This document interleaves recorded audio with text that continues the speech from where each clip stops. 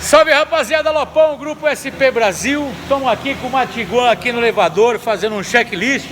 Estamos aqui com a Eliane, que é consultora. Eliane, tudo bem? Como é que tá? Olá, tudo jóia. Eliane, fala pra rapaziada, proprietários de Tiguan, qual que é a principal reclamação dos proprietários da Tiguan? Barulho na suspensão, bandeja com folga.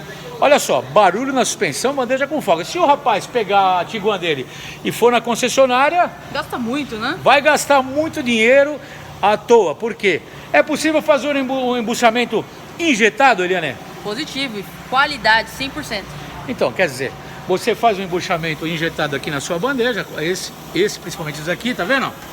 Resolve o problema, o barulho não volta mais e vai gastar o que, Eliane? Muito pouco. Você ouviu? Vai gastar pouco, porque você está injetando. Não precisa comprar peça, até porque a estrutura da peça é de ferro, essa estrutura não gasta. Então, rapaziada que está vendo o vídeo, Venha para SP. dá uma ligada para cá, 2364-7388 ou 97098-1106.